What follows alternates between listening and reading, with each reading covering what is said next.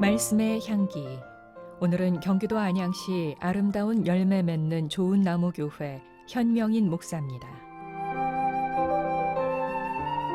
생각을 눈으로 볼 수 없는 것처럼 시간도 눈으로 볼 수 없습니다. 그러나 시간은 인간이 소비하는 가장 가치 있는 것입니다. 그럼에도 시간을 정복하지 못하고 오히려 정복당하면서 살아갑니다. 인간은 시간의 주인이 아니기 때문입니다. 시간의 모양은 각양각색으로 바뀌지만 인간 자체는 변질되지 않습니다. 시간에 대한 개념이나 해석도 매우 다양합니다. 무식하건 유식하건 시간에 대한 심각한 오해 때문입니다. 그 오해는 시간의 주인, 시간의 소유권이 누구에게 있는지를 모른다는 데 기인합니다.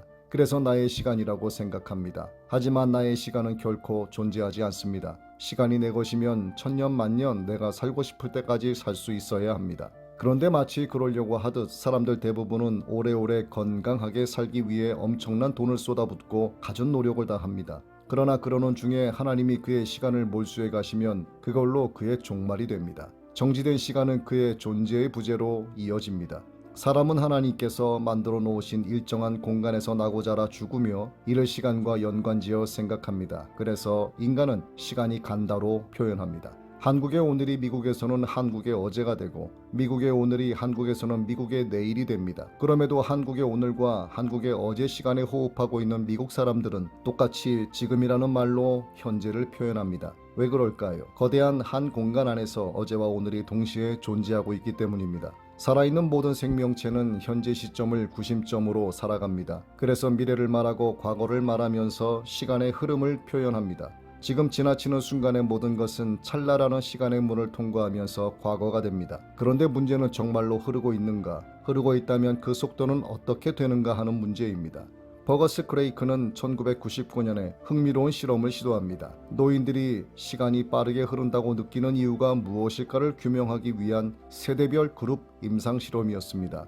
72세의 노인 그룹과 22세의 청년 그룹이 그 시험 대상이 되었습니다. 노인 그룹은 청년 그룹과는 다르게 120초를 평균 40초 가량으로 느꼈습니다. 그는 여기서 노인의 생체 시계보다 현실의 시간이 상대적으로 더 빠르게 흐르는 느낌 때문이라는 결론을 냈습니다. 청년 그룹은 그 반대의 결과가 도출되었습니다. 도대체 시간이란 무엇일까요? 시간은 철학자들과 과학자들의 오래 묵은 공통 관심사이며 여러 갈래의 폭넓은 논쟁을 일으키는 주제이기도 합니다. 하지만 누구도 명쾌한 정의를 내리지 못하고 있습니다. 시간, 이는 물리학적 의미이기도 하겠지만 사건의 측정을 위한 인위적 단위가 되기도 합니다. 물리학의 연력학 제2법칙에서는 시간이 거꾸로 흐르지 못한다는 시간의 방향성을 시간의 화살이라는 말로 표현합니다. 시간은 실체가 없는 것으로서 다만 편의상 설정된 개념이라고 말하기도 합니다. 아인슈타인은 시간에 대하여 인간의 불완전한 감각이 느끼는 환상으로 믿었습니다. 시간에 대한 학설과 이론이 이처럼 구구합니다. 시간은 어쩌면 세상 모든 창조물이 하나의 풍경으로 모여있는 거대한 공간일 수 있습니다. 인간은 다만 편의에 따라 인위적으로 만들어진 개념적 표현의 하나로 시간을 정의하고 있기 때문입니다.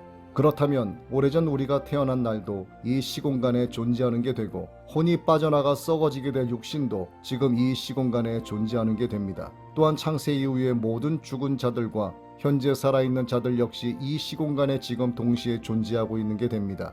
제한적 차원의 시각을 가진 피조물들과 무한 차원으로 세상을 감찰하시는 하나님의 시각이 절대로 같을 수 없습니다. 시간의 흐름이 우리의 관점이라면 시공을 초월한 어떤 거대한 공간은 하나님의 관점입니다. 하나님께서 창조의 단면을 첫째 날, 둘째 날 등의 시간으로 말씀하신 것은 시간의 주인이 곧 하나님이신 것을 나타냅니다. 이렇듯 성경에 기록되어진 하나님은 초시간, 초공간의 존재로 계시되었습니다. 성경은 시간을 이론이나 개념으로 파악하지 않습니다. 분명한 것은 창조주 하나님이 하루를 천년같이, 천년을 하루같이 통제하신다는 사실입니다. 그래서 모든 인간은 흐르는 시간 속에 있든 거대한 공간이라는 개념의 시간 속에 있든 하나님의 시간 안에 머물러 있어야 합니다. 베드로후서 3장 8절의 말씀이 깊이 새겨지게 되길 원합니다. 사랑하는 자들아, 주께는 하루가 천년 같고 천년이 하루 같다는 이 한 가지를 잊지 말라. 말씀의 향기. 경기도 안양시 아름다운 열매 맺는 좋은 나무 교회 현명인 목사였습니다.